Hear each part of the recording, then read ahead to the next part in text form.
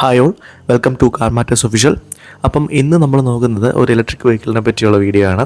അതായത് നമ്മളിപ്പം നമ്മുടെ റോഡിലാണെങ്കിലും അത്യാവശ്യം ഇലക്ട്രിക് വെഹിക്കിൾസ് കണ്ടു തുടങ്ങിയിട്ടുണ്ട്.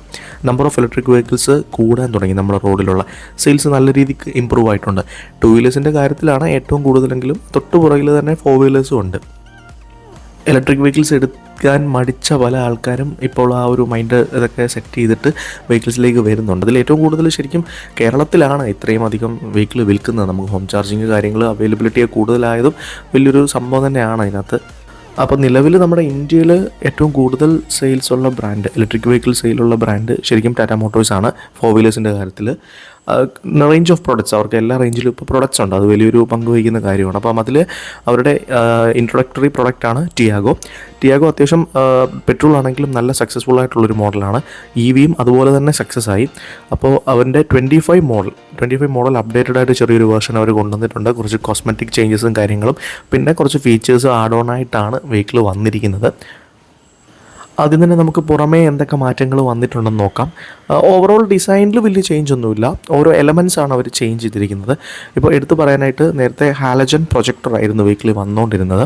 അത് മാറ്റിയിട്ട് ഒരു LED ഹെഡ് ലാംപ്സ് കൊണ്ടുവന്നിട്ടുണ്ട്. LED പ്രൊജക്ടർ അല്ല, LED ഹെഡ് ലാംപ്സ് കൊണ്ടുവന്നിട്ടുണ്ട്. അത്യാവശ്യം നല്ല വിസിബിലിറ്റി ഉണ്ട്. നമ്മൾ നൈറ്റിൽ ചെക്ക് ചെയ്തിട്ടുണ്ടായിരുന്നു.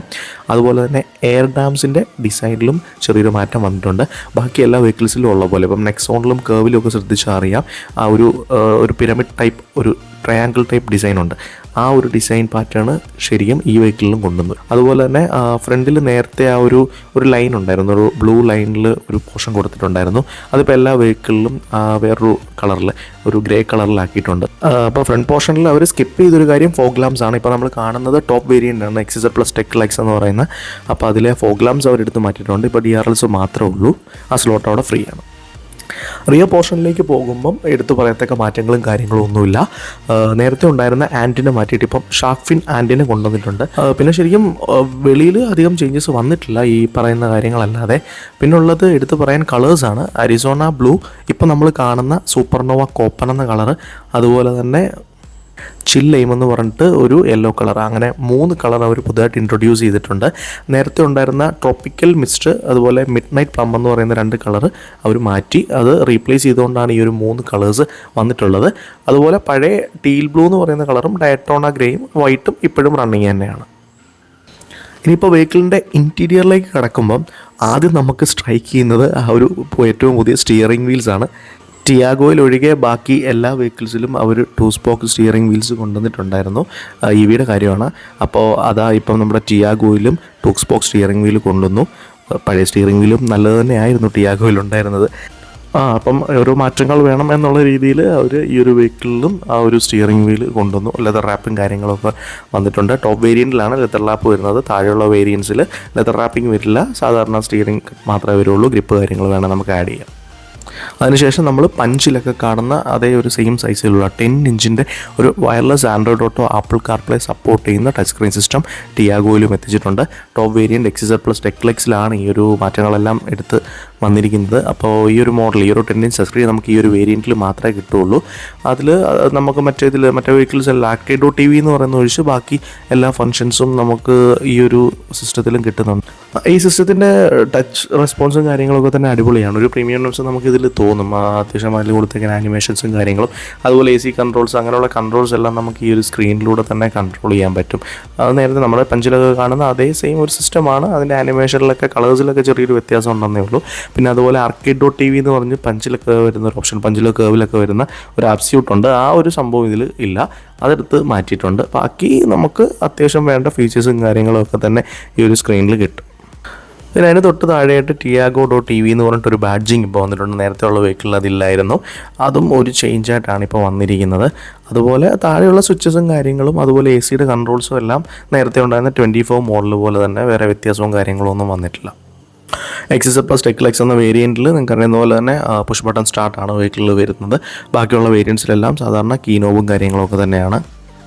പിന്നെ ഉള്ളിൽ വന്നിരിക്കുന്ന വേറൊരു മാറ്റം എന്നുള്ളത്, നേരത്തെ നമുക്ക് ഈ ഒരു ടോപ്പ് വേരിയൻറ്റിൽ ലെതറൈറ്റ് സീറ്റായിരുന്നു, അതും വൈറ്റ് കളറായിരുന്നു. ഇനിയിപ്പം ആര് ടോപ്പ് വേരിയൻറ്റ് എടുത്താലും ഫാബ്രിക് സീറ്റ്സ് മാത്രമായിരിക്കും കിട്ടുന്നത്. മെലങ്കെ ഫാബ്രിക് സീറ്റ്സ് എന്നാണ്, ഒരു ബ്ലാക്ക് വിത്ത് ഗ്രേ ഷെയ്ഡൊക്കെ വന്നിട്ടുണ്ട്. നല്ല രസമുണ്ട് കാണാനായിട്ട്. പിന്നെ ഇൻസ്ട്രുമെൻറ്റ് ക്ലസ്റ്ററിലും ചെറിയൊരു ചേഞ്ച് വന്നിട്ടുണ്ട്. ഇപ്പോൾ സൈഡിലേക്കും ഡിസ്പ്ലേ കുറച്ച് വൈഡ് ആയിട്ടുണ്ട്. അതായത് കുറച്ച് ഫംഗ്ഷൻസ് കൂടെ കയറി നമ്മുടെ പഞ്ചിൻ്റെ അഡ്വഞ്ചർ വേരിയൻറ്റിലൊക്കെ കാണുന്ന പോലത്തെ കുറച്ച് ഫംഗ്ഷൻസും കാര്യങ്ങളൊക്കെ വന്നിട്ടുണ്ട്. 4 ഇഞ്ചിൻ്റെ ഇൻസ്ട്രുമെൻറ്റ് ക്ലസ്റ്ററാണ്. ഇപ്പം ബേസിക്കാണ്, ആവശ്യമുള്ള എല്ലാ ഫീച്ചേഴ്സും അതിൽ തന്നെയുണ്ട്. അത് വലിയ വലിച്ച് നീട്ടി അതിൽ കോംപ്ലിക്കേറ്റഡ് ഒന്നും ആക്കിയിട്ടില്ല. കുറച്ചുകൂടെ ഒരു ഭംഗിക്ക് വേണ്ടി ഒന്ന് വൈഡ് ആക്കിയിട്ടുണ്ട്, അത്രയേ ഉള്ളൂ. പിന്നെ സ്റ്റിയറിംഗ് വീൽസിൽ നമുക്ക് ഇൻഫോർടൈൻമെൻറ്റിൻ്റെ കൺട്രോൾസും അതുപോലെ ക്രൂയിസ് കൺട്രോൾ അങ്ങനെയുള്ള കൺട്രോൾസും കാര്യങ്ങളും എല്ലാം വരുന്നുണ്ട്. നേരത്തെ പോലെ തന്നെ പഞ്ചിലൊക്കെ കാണുന്ന പോലെ തന്നെയുള്ള സെയിം സ്റ്റിയറിംഗ് വീൽസും കൺട്രോൾസും സ്വിച്ചസും എല്ലാം എക്സാക്ട് സെയിം ആണ്. അടുത്തായിട്ട് വെഹിക്കിളിൻ്റെ റിയർ സൈഡിലേക്ക് പോകുമ്പം പ്രത്യേകിച്ച് മാറ്റങ്ങളൊന്നും വന്നിട്ടില്ല. നമുക്ക് ഫ്രണ്ടിലോട്ട് നോക്കുമ്പോൾ ആ വ്യൂവിലൊരു ചേഞ്ച് വന്നു. ആ ഒരു ടച്ച് സ്ക്രീൻ സിസ്റ്റം കയറുന്നതും പിന്നെ അതുപോലെ ആ ഒരു ടിയാഗോയുടെ ബാഡ്ജിങ്ങും കാര്യങ്ങളൊക്കെ വന്നപ്പോൾ വ്യൂവിലൊരു ചേഞ്ച് വന്നു. അല്ലാതെ മെറ്റീരിയൽസും കാര്യങ്ങളൊക്കെ തന്നെ സെയിം ആണ്. കൂടുതലായിട്ടുള്ള ഫീച്ചറൊന്നും റിയർ സൈഡിൽ അങ്ങനെ കൂടിയിട്ടൊന്നുമില്ല.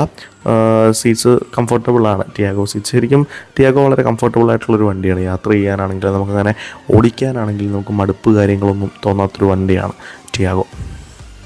കാണുമ്പോൾ നമുക്കിതിനകത്ത് സ്ഥലമില്ല, ഇച്ചിരി കൺജസ്റ്റഡ് ആയിരിക്കും എന്നൊക്കെ തോന്നിയെന്ന് പറഞ്ഞാലും വൺസ് നമ്മളിതിൽ ട്രാവൽ ചെയ്ത് കഴിയുമ്പോൾ നമുക്ക് വലിയ ബുദ്ധിമുട്ടും കാര്യങ്ങളൊന്നുമില്ല. അത് എനിക്ക് പേഴ്സണലി തോന്നിയൊരു കാര്യമാണ്. 240 ലിറ്റേഴ്സിൻ്റെ ബൂട്ട് സ്പേസ് ആണ് വാഹനത്തിൽ വരുന്നത്. അതുപോലെ സ്പെയർ വീലും കാര്യങ്ങളൊന്നുമില്ല, പഞ്ചർ കിറ്റാണ്. ഇതിലിപ്പോൾ ഇവർ സ്പെയർ വീൽ ഇപ്പോൾ നെക്സോണിലും അതുപോലെ കർവിലും മാത്രമേ സ്പെയർ വീൽ കൊടുക്കുന്നുള്ളൂ. ടിയാഗോയിലും പഞ്ചിലും നമുക്ക് പഞ്ചർ കിറ്റ് മാത്രമേ ഉള്ളൂ. സ്പേസ് സേവിങ് ആണ്. അതുപോലെ ചാർജർ കേബിൾ, ചാർജർ ബോക്സും കാര്യങ്ങളും എല്ലാം കാണാൻ പറ്റും. ഇത് അറിയാത്തവർക്ക് വേണ്ടിയിട്ടാണ്. അതാണ്ട് ഈ ഒരു പെട്ടിയിൽ കാണുന്നതാണ് നമ്മുടെ ചാർജിങ് ബോക്സ് വരുന്നത്. ഇത് ടാറ്റ പവറിൽ നിന്ന് ഡയറക്റ്റ് വന്നിട്ടായിരിക്കും നമ്മുടെ വീടുകളിൽ അവർ ഇൻസ്റ്റാൾ ചെയ്ത് തരുന്നത്. 3.3 ചാർജർ കേബിളാണ് നമുക്ക് വെഹിക്കിളിൽ വരുന്നത്. പിന്നെ ടിയാഗോയിൽ കോമ്പറ്റീറ്റേഴ്സിനെ വെച്ച്, ടിയാഗോയുടെ എക്സാക്ട് കോമ്പറ്റീറ്റേഴ്സിനെ വെച്ച് എടുത്ത് പറയുന്ന ഒരു അഡ്വാൻറ്റേജ് എന്ന് വെച്ചാൽ എല്ലാ വേരിയൻസിലും ബേസ് തൊട്ട് ടോപ്പ് വരെ എല്ലാ വേരിയൻസിലും DC ചാർജിങ് സപ്പോർട്ടിംഗ് ആണ്. നമുക്ക് എവിടെ വേണമെങ്കിലും എത്ര ദൂരം വേണമെങ്കിലും വണ്ടി ധൈര്യമായിട്ട് എടുത്തിട്ട് പോകും. പെട്രോൾ പമ്പുകൾ പോലെ തന്നെ ചാർജിങ് സ്റ്റേഷൻസ് ഇപ്പം നമ്മുടെ നാട്ടിലായി കഴിഞ്ഞു. അതുകൊണ്ട് നമുക്കിപ്പോൾ ടിയാഗോ ആകെ 24 കിലോവാട്ടും 19 കിലോവാട്ടിൻ്റെ ബാറ്ററിയാണ്.